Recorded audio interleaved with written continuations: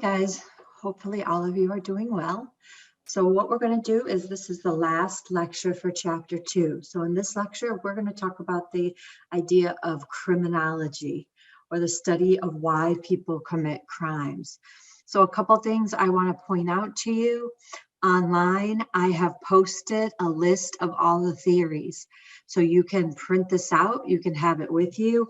It will probably be very helpful on exams or completing the homework assignment. So I've kind of summarized all of the different theories on this nice reference sheet. So I highly recommend you use that while we're going through the lecture, in addition to writing your own notes, okay? So I'm going to share my PowerPoint, and so you can see what we're going to talk about today. So we're going to talk about the idea of criminology. Criminology is the search for the causes of why people commit crime. So we're going to look at a lot of the different theories of why people commit crime. Okay, so just to get you thinking about these concepts, the first thing I want to ask you is, do you believe people are basically good or evil? Okay, so in your head, if you had to think, when people are they born mostly good, or are they born mostly evil? How you answer that question may affect what theory you think is the reason why people are actually led to commit crimes, okay? Now, just to get us thinking about this, I want you to think of this example, Jeffrey Dahmer. He was born on May 21st. He was young. When he was young, he used to impale animals' heads. He'd kill them and put them in stakes in his yard. He also admitted that he had fantasies of killing and mutilating men when he was young. His first murder was in 1978. His second was in 1987.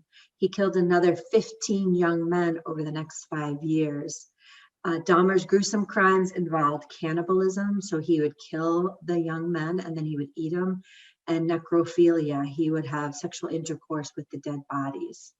He was arrested in 1991, and he was sentenced to 15 consecutive life terms.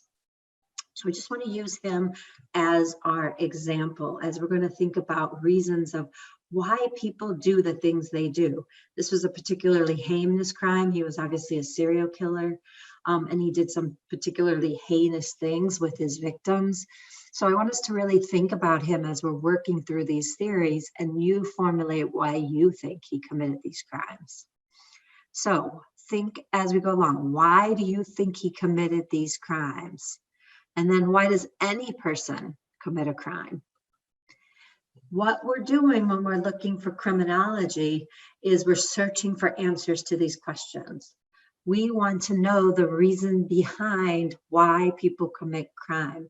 And it's important to know the reasons why, so then we can come up with ways, methods, policies to try to correct those things so less people will be likely to commit crimes. So we search for the reasons why so we can try to stop it from happening, okay? So the true definition of criminology is a scientific study of crime and the causes for criminal behavior. So if you know the term ology always means study of. So criminology is the study of crime and why people commit crime. So we're going to look quickly at some of these theories today of why we think people commit crime, okay? Now, an offshoot of that ology, again, is victimology. Victimology is a branch of criminology, so it's an offset of criminology, and it's studying the victims of crime. Who are more likely to become victim? What factors make you more likely to become victim? What can we do to help victims when they are victims? What can we do in the criminal justice system to make sure that they play a significant role in that system when they become victims of crimes? So we kind of talked a little bit about that when we looked at the National Crime Victimization Survey, but that's an offshoot of criminology. Why do we study victimology? Because it can lead to different things to help the victims. Compensation to the victims. So if you become a victim and you can't work and you have psychological issues, we can set up funds to help pay for you to get you through those hard times.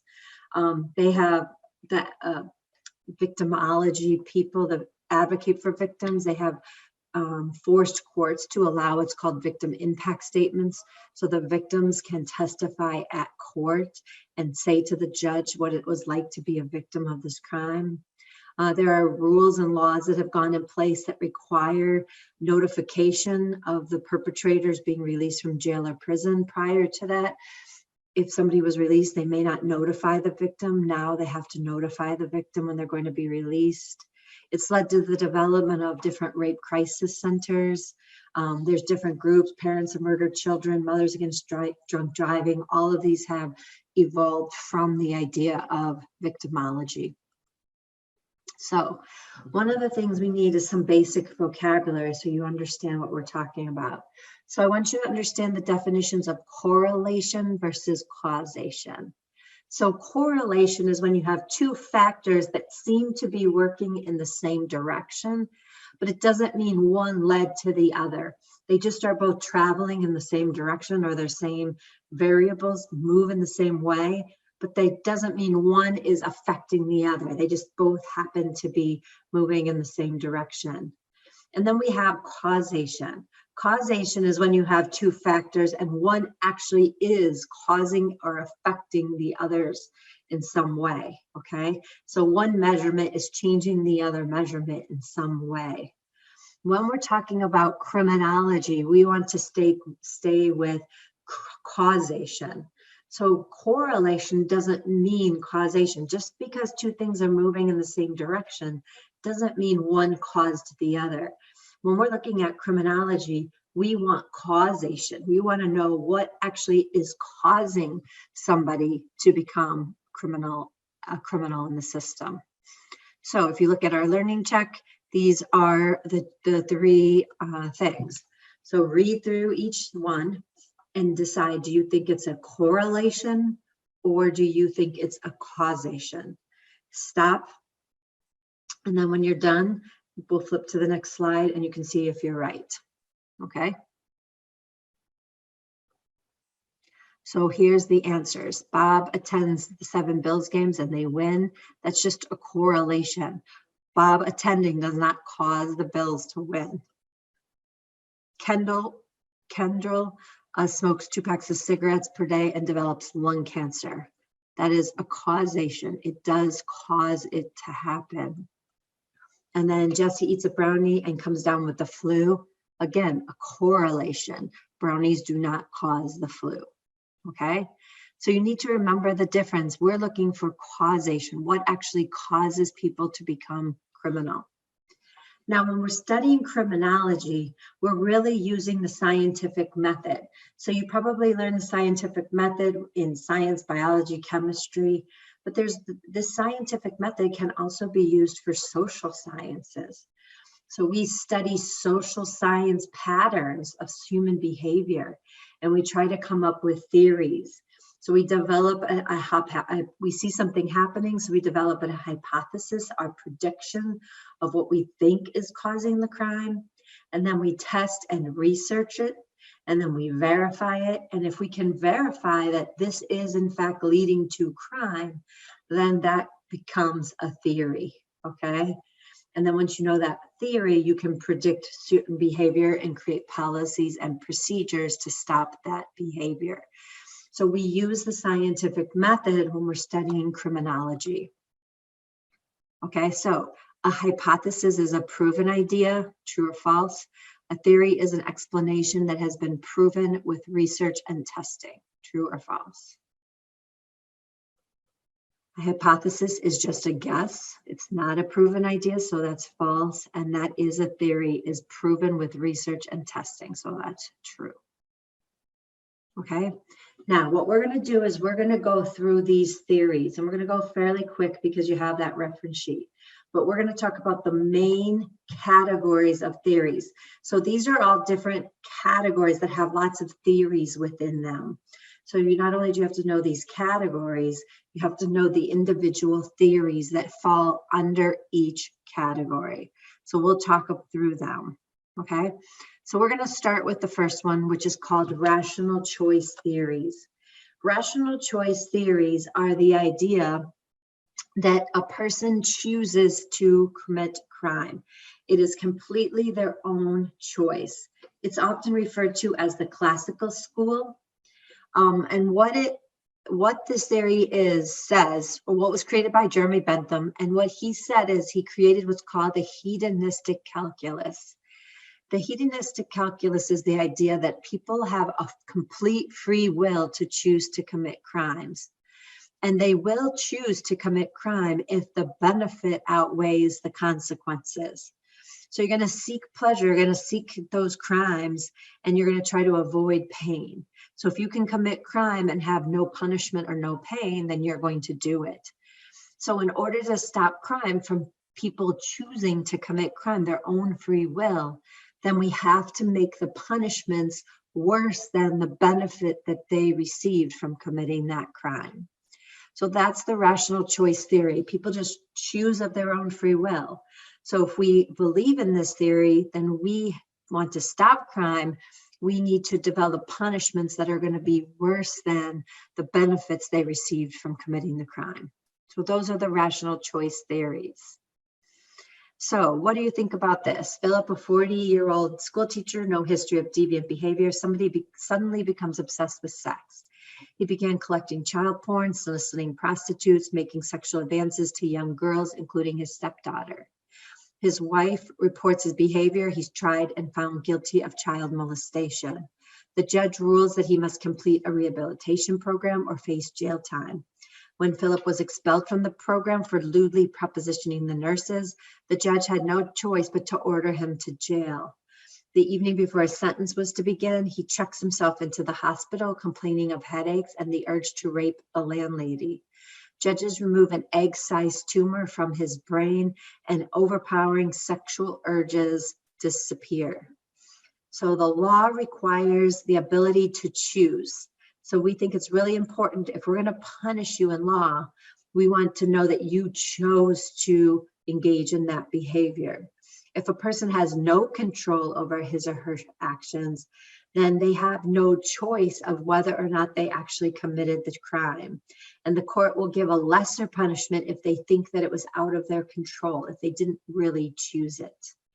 So there's no doubt that Philip committed the crimes. Okay, so he did commit the crimes, but there's also no doubt that he had a tumor, and that suggests that he did not choose to engage in that behavior.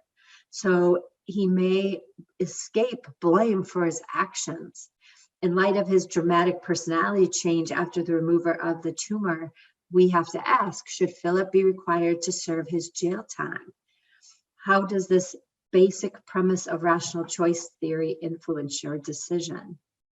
So if we believe in rational choice theory, that it's a person's choice, and then we think Philip had no choice, he could not control it, then we have to ask ourselves, should he be punished the same way as somebody that does actively choose to commit the crime? So it can be tricky because you still have victims, but did he actually choose to engage in this, or was it his medical condition? So you have to kind of think about that. Okay, so the next thing I want you to think about is, if you looked at all of these pictures, can you tell me which one of them are criminals? Okay, and you're probably thinking, what is she asking me? This is crazy. Why is she asking me to determine if somebody's a criminal just by their picture? Well, there was a set of theories of why people commit crime that were called trait theories. And the trait theories believed that you could determine if somebody was going to commit crimes based solely on physical traits that they had or psychological traits that they had. So you could predict possible criminal behavior just based on how they look or how we think their brain works. So these trait theories can be broken down into 3 different categories: biological theories, psychobiological theories, and psychological theories. So we're going to look at each of these groups of trait theories. So the first one we're going to talk about are the biological theories. The biological theories were based on the idea that it is predetermined in your genes, your genetic code, whether you're going to be a criminal or not. Okay, and it's going to be passed down from generation to generation. It's part of your genes. So the first one looked at phrenology. Phrenology was head size. So the person that developed phrenology, he believed, his name was Joseph Gall, he believed that you could determine if somebody was likely to be a criminal by measuring their head and the shape of their head. He believed that your brain was in your head, and depending on the size of your head and the shape of your head would affect your brain and what your brain is doing. And so it could reveal whether or not you're going to be a criminal. So they did a lot of measurements of the brain to see if they could predict criminal behavior. The next one was atavism, and this was Cesar Lombroso. And he believed that people were born with certain physical traits. If they have those certain traits, they were more likely to become criminals. So he looked at actual physical features, not just size of head. He looked at physical features. So large lips, long arms, crooked noses, a lot of body hair, different colored eyes, ears that don't have a defined lobe. If you had those particular traits, you are much more likely to be a criminal, okay? The next one is what we call criminal families. And this is the idea that your family, you may have certain things within your family that's going to be bad genes, bad materials in your genes, that's going to be more likely to cause you to be a criminal. So you're passing it down, your bad genes, from your family to family member. And so that's why we have criminal families, because the whole family would be involved in a criminal activity. And the last biological theory is what we call somatotyping. Somatotyping is the idea that you are more like, we can predict if you're going to be a criminal based on body types. So it looks at 3 different body types: endomorph, mesomorph, and ectomorph. Okay, so an endomorph is somebody that's kind of a little rounder, not like Santa, or on the picture they have like a woman that's a little more curvy. She's a little softer bones, velvety skin. They're less likely to be criminals. If you have that body type, you're less likely to be a criminal. Okay, you tend to be more shy, more withdrawn, and you're less likely to be a criminal. An ectomorph is thin, frail, delicate body. You're more happy, you're more outgoing. Again, probably less likely to be a criminal. The ones we have to worry about are mesomorphs, and mesomorph are mostly muscles and bones and connective tissue. And with all those muscles and big build, they're going to be much more aggressive and much more likely to commit a crime. So we can determine who's likely to commit a crime based on body type. So hopefully you're thinking about this and you think it's hogwash. Most of this is been discredited using scientific testing. None of these have been supported by true scientific research. Okay, so let's just test. So if this was body features, you have weird body features. So I said large lips, long arms, but body hair. Some people are born with a little tail, multiple nipples. Which theory would that be? That's atavism. So if you have your whole family is part of some sort of a crime thing, which theory is that going to be? That's criminal families. If you are basing it on your body type and what your body type is, which biological theory is that? That's somatotyping. And then the last one, if you're measuring head size, that's phrenology. Okay, so let's now switch to the psychological theories. The psychological theories psychological is brain, right? So it's the idea that something's wrong with your brain and brain functioning, and that's much more likely to lead to criminal behavior. So it's not just your genes, it's actually how your brain is functioning. So the first one is what we call behavioral conditioning. Behavioral conditioning is the idea that you can be trained to do certain things. So if you ever studied Pavlov's dogs, they fed the dog, they rang a bell. They fed the dog, they rang a bell. So then they realized when they rang the bell, the dog would salivate for food because it was conditioned to be that way. Well, behavioral conditioning is the same idea, that if you are trained to become a criminal, you receive positive reinforcement for doing bad things. You're going to become, your brain's going to become conditioned to those kinds of behavior. And therefore, you're going to be more likely to continue criminal behavior. The next one is psychoanalysis. Psychoanalysis was Sigmund Freud.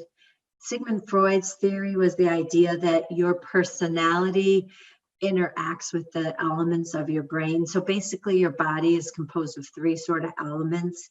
The id, which is your source of drive to make you want to do something. Your ego is your rational part. And then the superego is your conscience, to make conscious choices. Now, the idea is if you have a weak conscience, your id, your drive, will overpower your ego, and you won't be able to control yourself, and you're more likely to commit criminal behavior because your id is powering over the rest of the parts of your brain. So that's psychoanalysis. And then we have psychopathology, so disease of the brains. So under psychopathology, we have two different ones. We have psychopathic. If somebody is actually psychopathic, that means that they lack any empathy towards other people. So if you ever watched, what's this, the show on HBO where he's a serial killer and he's the blood spatter guy? I can't think of it right now. He was a psychopathic. He didn't have any empathy towards his victims. He couldn't really feel anything. And the idea is that if you're psychopathic, you're more likely to commit crimes because you can't have empathy towards people. Okay, Dexter, that's what it is, Dexter.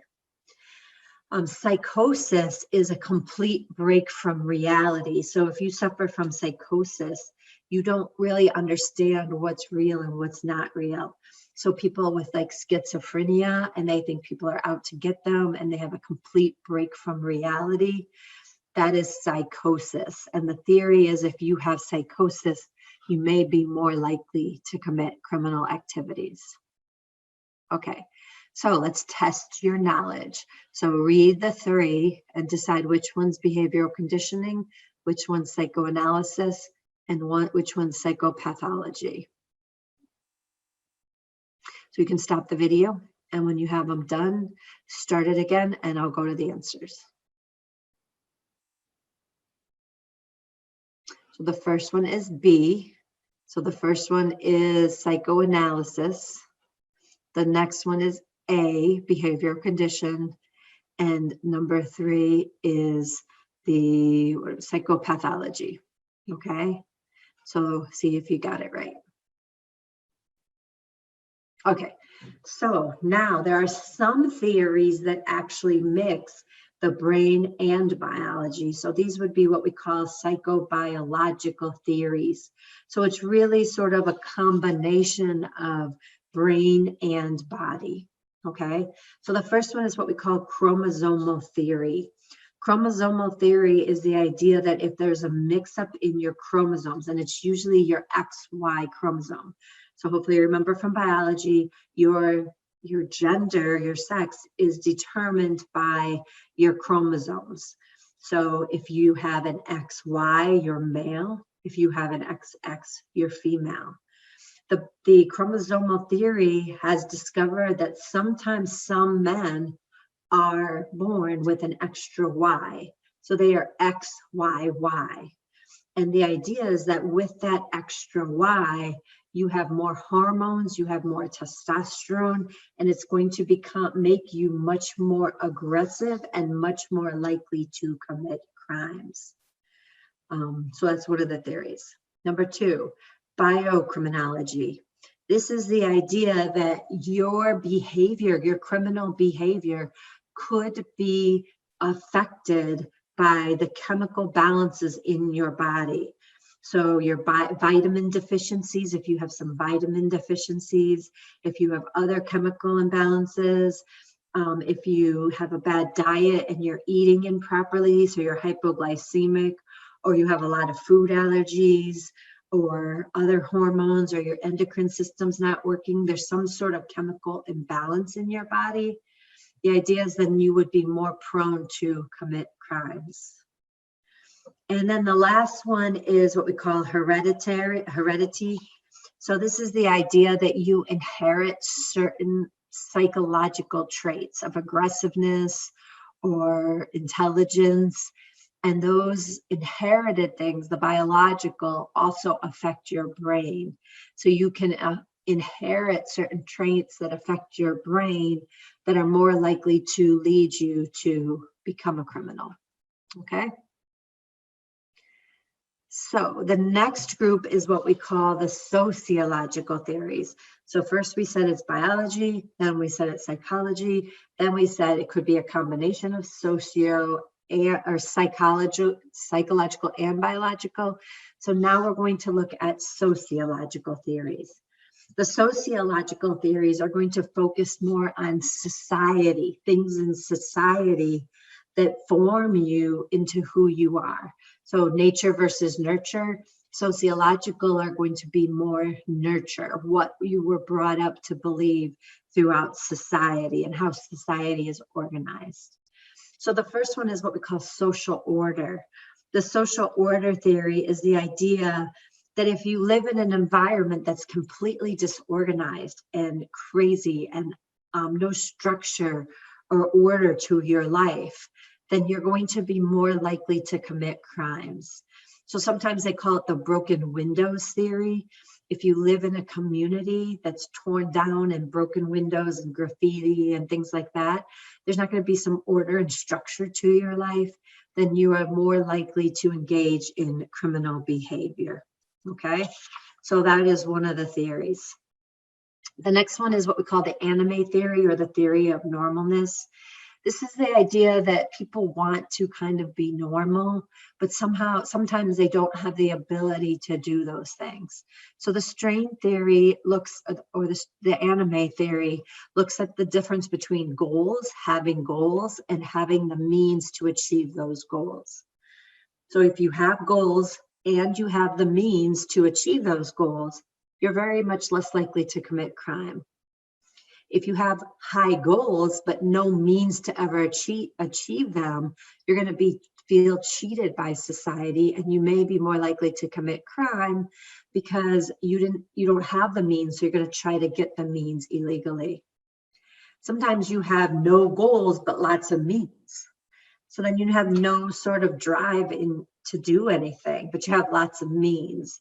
You may be more willing to commit crime because you have all this extra means, but nothing really to focus on.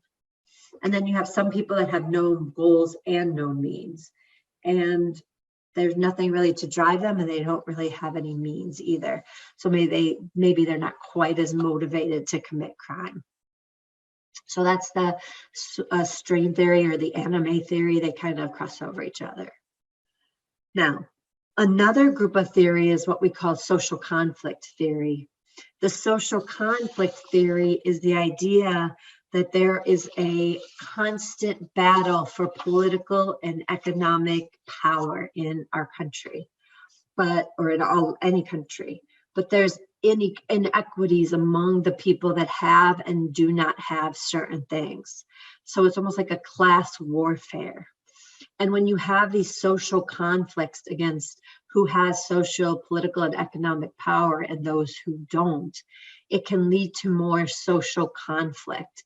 So when you have this capitalism and class conflict, it's going to lead to more crime, because the people that feel that they don't have the same political, social, and economic powers are going to feel cheated, and they may be more willing to engage in criminal behavior to try to even the scale. So that's social conflict theory. Now, social process theory. This is the idea that criminal behavior is predictable based on somebody's interaction with their environment. So nature versus nurture, this is nurture, okay? So why would somebody be more likely to commit a crime? Because of these theories, something in society affected them and led them to be more likely to commit crime. So the first one is learning theory. The learning theory is the idea that children learn to become criminals based on behaviors they learn through their family, okay, or through their friends who they hang around with. So learning theory is the idea that we are shaped by the environment that we grew up in, and we could be led to become more likely to be criminals based on behaviors that we learn, behaviors and values and morals that we learn from people as we developed. Okay, so it's a learned, criminal behavior is learned through other people. The next one is subcultural theory. The subcultural theory is the idea that some groups of people have similar values, so they group together. And then when they group together, they share their own morals and values that may differ from the rest of society.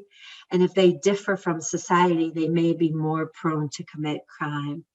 So you see this subcultural theory with gangs.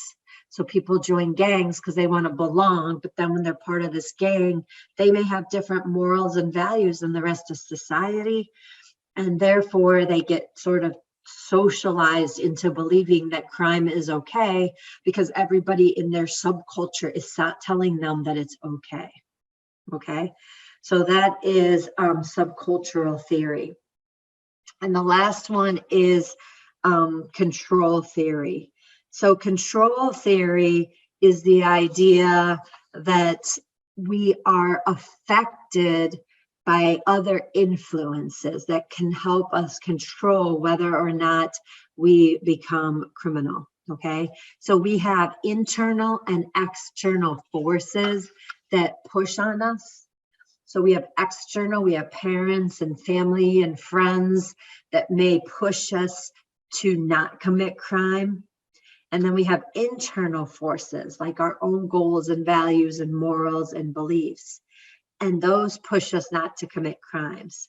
But if you don't have those controls, if you don't have those external controls, family, friends to tell you not to do that, or you don't feel good about yourself, you don't have those internal controls, then you're going to be more likely to commit crimes.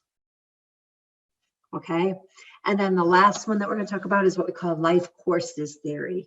This is the idea that you may develop criminal behavior as a child, and it's accepted when you're young, and then that criminal behavior will just keep following you into later life.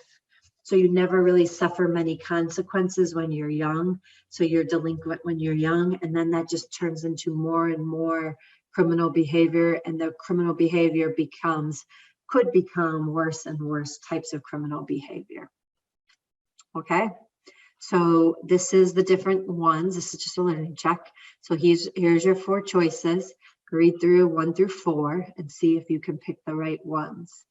And then I'll flip to see if you're right. So you can stop it, do it, and then start it when you're done. So C, D, B, A. So hopefully you all got it right. Okay. So if you need more practice, if you want more information about any of these, don't forget that that sheet is posted. And also there's a practice assessment so that you can see if you really do understand the differences between the theories. Once you kind of perfected that, then I want you to participate in chapter 2 discussion. So you're going to go back to Jeffrey Dahmer and you're going to review the case, and you're going to tell in your discussion, which theory do you think explains why he committed the crime? So you need to use a specific named theory that we went over, identify the theory, define the theory, explain why you chose that theory. And then the last thing, once you choose your theory, if that's really the theory of why you think he committed the crime, You need to come up with what ways, what policies or procedures as a society could we implement to try to stop people from committing crime if you believe the theory that you put forth. Okay? So if you believed in atavism, then maybe anybody that has weird features, we just lock up as soon as they're born. Now, obviously, I don't advocate that, but that would be a policy or procedure to stop crime if we really believed that atavism was the way we could predict criminal behavior based on atavism. Okay? So make sure you participate in chapter 2 discussion. And then this is just the summary of the case again. It's also online.